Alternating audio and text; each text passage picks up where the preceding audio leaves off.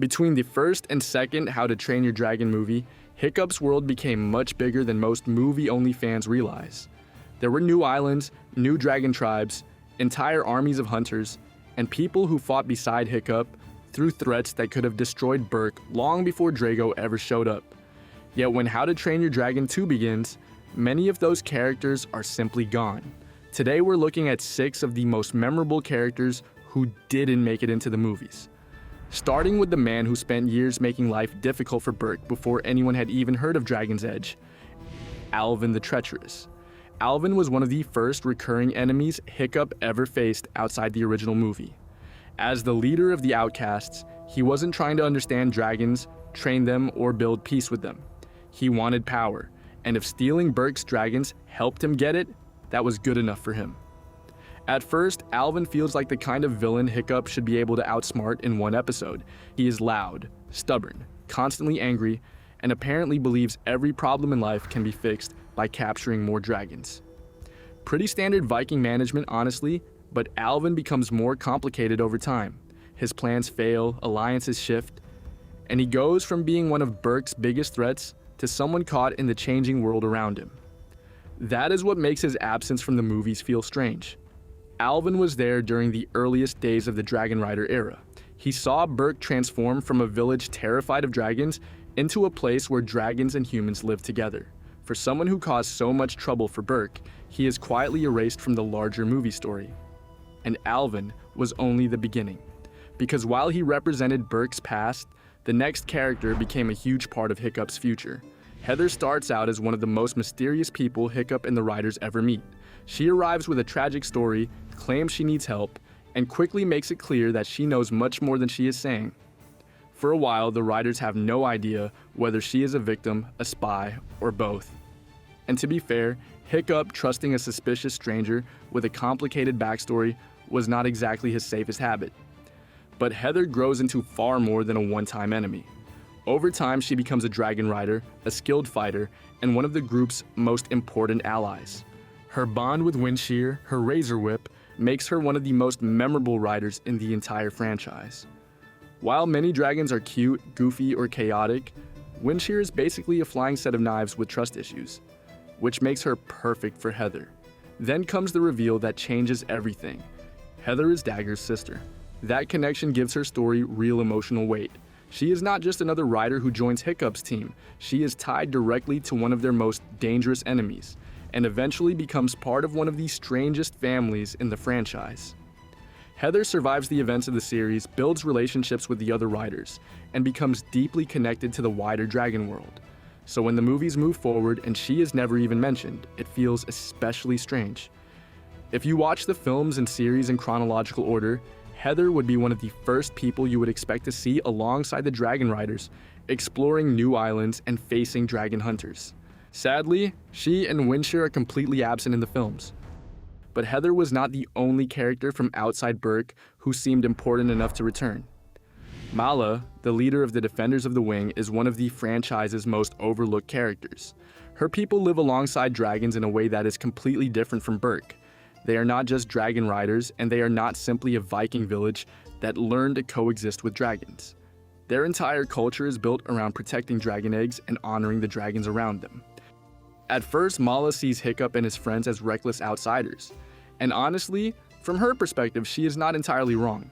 Hiccup's group arrives on strange islands, brings several dragons, starts arguments, and usually leaves behind at least one explosion. That is not exactly a good first impression, but Mala eventually becomes an ally. She proves herself as a leader, helps defend her people, and becomes part of the growing network of humans willing to fight for dragons. Her absence from the films raises a much bigger question than just, where is Mala? Where are the other communities that had already learned to live alongside dragons? When Grimmel's forces threaten the dragon world in How to Train Your Dragon: The Hidden World, it seems like the kind of crisis that should concern every dragon-friendly civilization in the archipelago. Yet the films narrow the world back down to Berk, the Dragon Riders, and Hiccup's conflict with Grimmel. Mala does not get an on-screen goodbye. Her people do not get a follow-up. They simply become another part of the dragon world that the movies leave behind. And speaking of people who had been around much longer than anyone realized, we have Trader Johann. For years, Johann looked harmless. He was the familiar trader who drifted in and out of Berk, brought supplies, told stories, and acted like he was just another eccentric adult in a world full of eccentric adults, which in Berk is saying something. But Johann's eventual betrayal is one of the biggest twists in the entire franchise. The friendly trader was not simply passing through. He had been watching, gathering information, and hiding his true intentions for a very long time. For a villain whose betrayal reaches so deeply into the writer's history, Johann should feel impossible to ignore. Yet the movies never mention him. Hiccup faces massive threats in the films, but none of them ever bring up the man who spent years hiding in plain sight.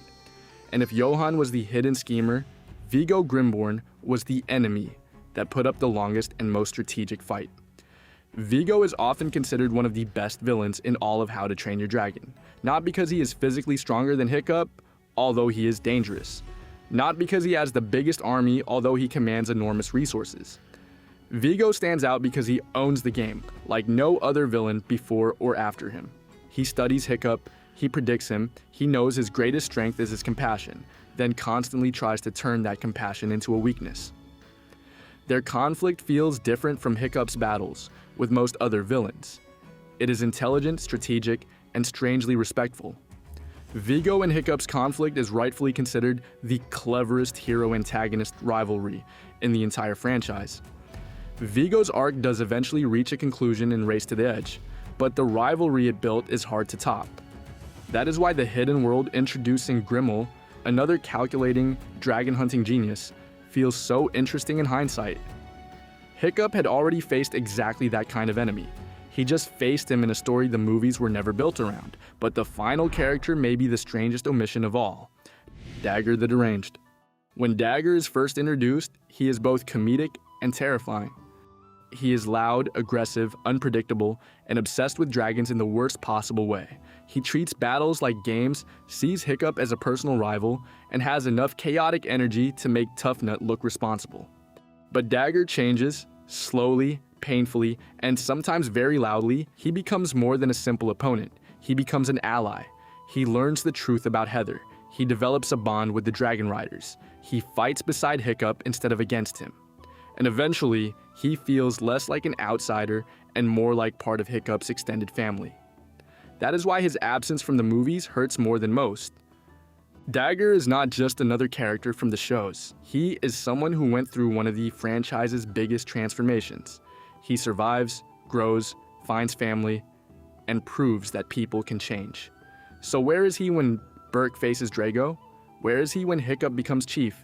Where is he when the dragons prepare to leave for the hidden world? Sadly, the films cannot tell us. Race to the Edge was produced after How to Train Your Dragon 2 was already in theaters. It was written to take place before the second film, but it was made afterward. That means Dagur, Heather, Viggo, Johann, Mala, and the entire world of Dragon's Edge were not part of the original movie plan. They were created for a television series that expanded Hiccup's story retroactively. So in one sense, these characters were never forgotten by the films. The films simply did not know they existed yet. But The Hidden World came out in 2019, a full year after Race to the Edge ended. By then, the show had concluded. The characters had their arcs, and the filmmakers still chose not to bring any of them into the final chapter of the trilogy. That is the real question. Not why they were absent from How to Train Your Dragon 2. That has a straightforward answer, but why, when The Hidden World had every opportunity to acknowledge the world that Race to the Edge built, it chose to tell a more focused story instead? Maybe the answer is simple. The film trilogy was always meant to be Hiccup and Toothless's story, and maybe that is exactly what makes these 6 characters so memorable. They belong to a version of Hiccup's world that the movies were never quite big enough to hold.